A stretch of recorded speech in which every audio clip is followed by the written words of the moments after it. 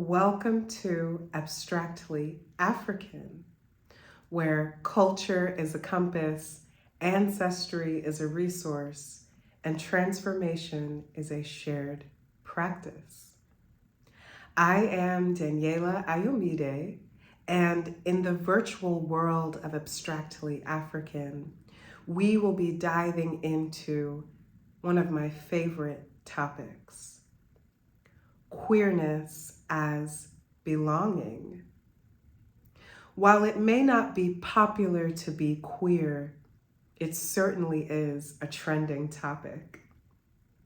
You see, the LGBTQ plus community is filled with so many of us that are part of the African diaspora.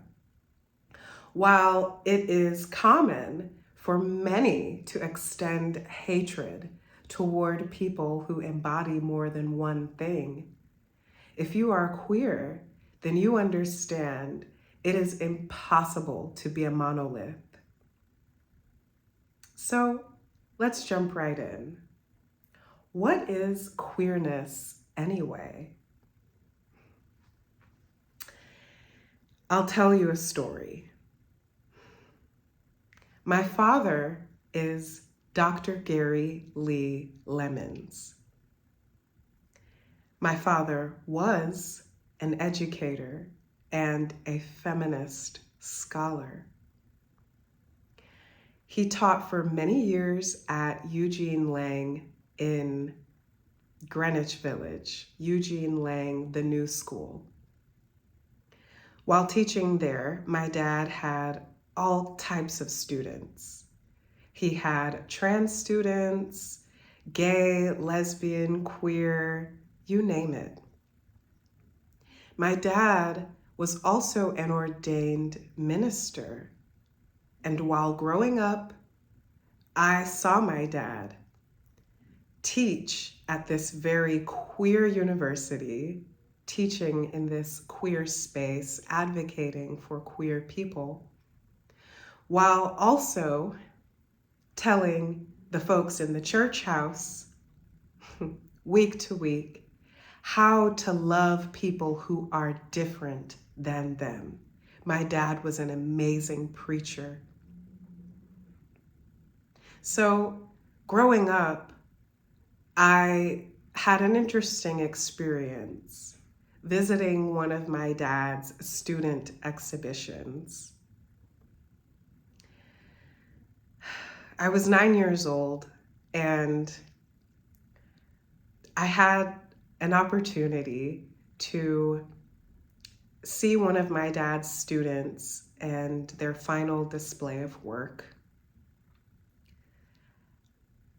We met, my family and I, we met at this closing, or however you'd want to call it, the display of this person's work.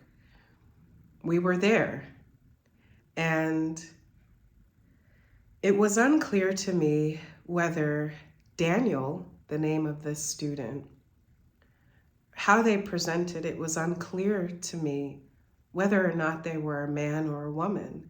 At 9 years old, I was genuinely like, So I remember watching Daniel move throughout this space, talking to people. And I remember thinking to myself, I wonder, is Daniel a man or a woman? So I asked my dad, and I said, Dad, is Daniel a man or a woman? And my dad said, I'm not sure, but we'll go with what they want. That experience has stayed with me, obviously, well into my 30s. It stayed with me because, number one, my dad had an awesome reaction. My dad was just one of the most incredible people ever. So of course he would not have passed on any form of hatred or transphobia or any phobia to me. But I love that story because inside of my wandering as a child, Is this person this or that? There's so much there already. There's so much possibility there already. I started with this story because I see so many parts of myself, not just the young child, but I see so many parts of myself in this story. I see Daniel, the queer person, and myself as a queer person.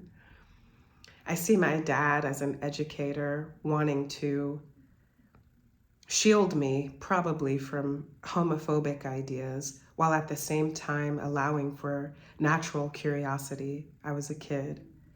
And then I also see the binary, just flat out, right? This or that. So let's zoom in from a Yoruba perspective. Let's zoom in. I would say that what I was observing from Daniel was the expression of their ashe. I was observing as a child how this person expressed their ashe. Now, this begs the question, is ashe, which is your creative, innate life force energy, can ashe have a gender? This then begs the question, what is gender? So gender, simply put, is a role that we play, a role that we perform. It is not a fixed thing. It is fluid. Gender is just something that we play. Why I'm emphasizing that it's a role is because gender is not tied to your sexual organs, right? Gender isn't tied to those things. Similarly, ashe is not limited to how you were born, right? Ashe is the unlimited expression of who you are.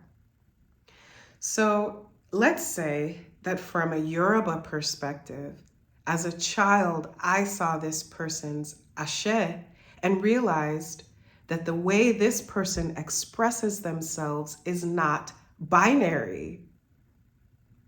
I realized their ashe was neither man nor woman, right? Because again, can you assign a gender to energy? Okay. So with this in mind, let's really think about what it means to embody energy, to embody ashe, and then how your ashe is expressed, right? So I mentioned that gender is something that we perform. I myself am non-binary. I'm a femme person. That really freaks people out, but what it means is I'm androgynous. I dance in between gender. Gender and I go on a walk and I say to gender, oh, today I want to, be more masculine. And then I look a little bit more masculine. Or, gender and I will, go for a coffee together and I'll say, maybe today I want to wear a dress, look a little bit more femme. But that's the fluidity that many people don't feel comfortable to express. But we all embody some version of who we are as our innate core version before anyone, society, parents, friends, school has projected onto us like, oh, don't express yourself that way. We all have an innate way that we just like to be. And because we're not just happy one day, sad the next, right? Some of us are more masculine one day and more feminine the next. So Daniel, when I think of them and I think of little me looking at this non-binary person, I was picking up that essentially there is more than one way to be. And in a Yoruba context, in the context of African spirituality, two-spirited people, okay, two-spirited individuals are said to embody or to house energies from either gender. Two-spirit, for a long time in the organizing communities that I have been a part of, two-spirit meant some form of queerness, bigender, bisexuality. Two-spirit is a term that is used to identify individuals who feel as though they carry more than one ashe or energy or spirit within themselves. Now, this is the beginning of plurality, where we understand certainly that our life experiences are not monoliths. We don't come into this world with a monolithic experience. We come into this world through amniotic fluid, right? Sprawling, crying, with the breath of life in our lungs, expressing our ashe. Now, to understand plurality in a spiritual context, here's where I want to pull from the archives of Abstractly African. Just a few weeks ago, we chatted about spiritual memory and your body being like a container housing the memory of all these human beings that are part of your bloodline that have gone before you. Now, thinking in a gender and identity context, plurality really starts to take shape as a spiritual concept when you apply the two-spirit nature to humanity. To put this in a simpler context, plural spirituality is what happens when you understand that as one, I am also many, okay? So although I am one body, I carry the memories, spiritual language, spiritual knowledge of all of the entities and spirits and human beings in my line. And then I've also got my spiritual family, right? My Egbe Orun. So spirituality, when you think of it from a Yoruba context, is more, it's not just a top-down relationship where I'm receiving spiritual information from some authority and it's being dropped down through a mediator and then boom, now I have spiritual knowledge. Plurality is what happens rather than your spirit going from top down to understand its nature and the nature of spiritual knowledge. Plurality is more like in, out, and around. So to really encapsulate this, you have to look at the Orísha. Yes, we went from understanding gender as a non-binary concept to then clocking, does Ashe have a gender, which it does not, to now understanding how plurality, the many as one, applies to our spiritual experience in a Yoruba context. The many as one, it's the analogy of you standing before a doorway and thinking, man, it's going to take a lot for me to open this doorway just myself because the door is locked. What am I going to do, right? It's just me. But in reality, what's behind you as a force field of ancestors, thousands and thousands and thousands behind you that are ready and willing to help you open the door. Okay? So, with this reality in mind, that all of us embody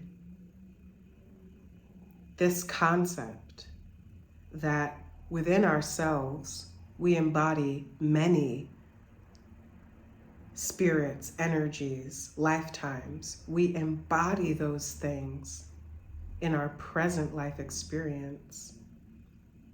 Then we can begin to deconstruct what seems so finite, something as fluid as gender.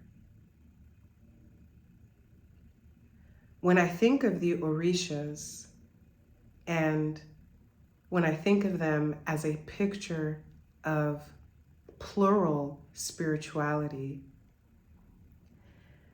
I think of the Orísha as a mirror of humanity.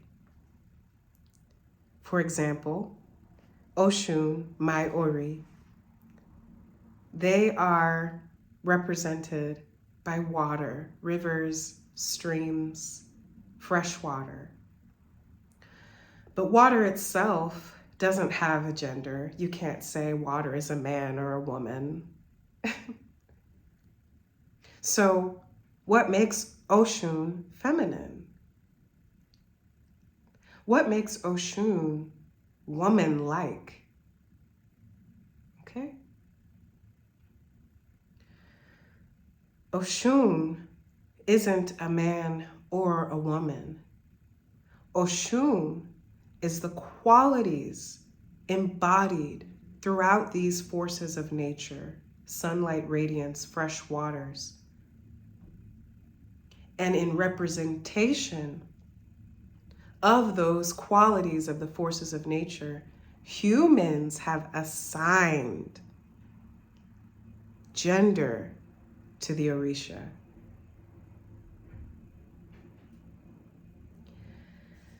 Now, plurality is not morality.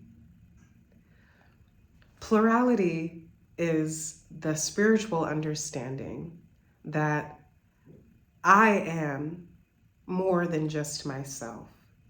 I am connected spiritually to all of human history. Ashe. Morality is the organizing, the categorizing, and the lawmaking of the Ashe. Trippy. So where plurality makes room for spaciousness, nuance, things are not either or, they are both and. I am both man and woman. Because I decide to be.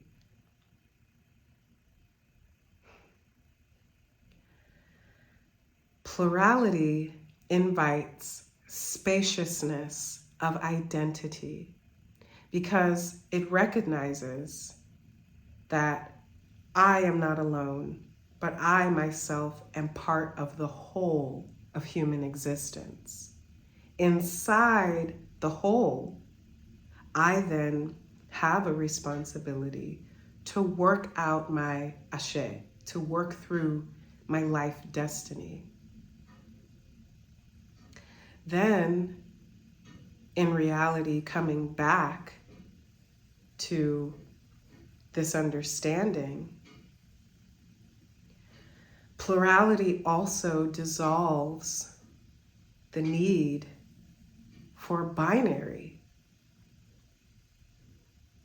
where we are either, right, good or bad. No one is all good and no one is all bad.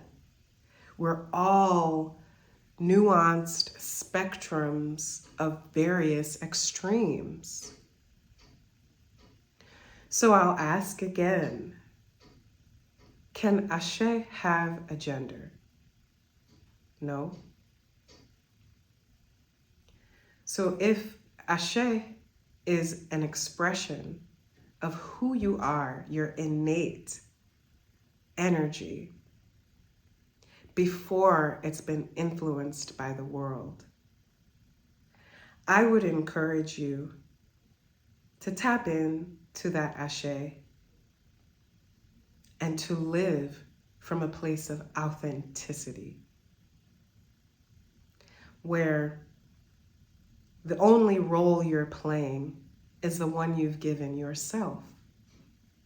That while you may put on gender, you may dress, oh, this is how I think a man dresses, so I'm going to wear things that I think a man wears. In reality, men wear a number of things, right? There's no categories. But living from a space of authenticity means accepting your plurality, accepting that there isn't just one way to be. There are many ways to be. And the expression of that multitude of those many ways is fluid, ever-changing, and evolving. So you see, from a Yoruba perspective, of course there is no gender. Many would not agree with me. But from a Yoruba perspective, there is no gender. There is simply ashe and how we express it. Gender is how we perceive ashe through human-made means. We've made gender up. So as we go through the month of February, we begin to understand queerness as a place of belonging, where you belong to yourself, but you also belong to the plurality of your life experience, where you belong to human history and you take part in human history with the Orísha, the forces of nature. Journey with us in the world of Abstractly African as we uncover queerness as a space of belonging. Thank you for being here with me, where culture is a compass, ancestry is a resource, and transformation is a shared practice. I'll see you next week. Ashe, ashe, ashe.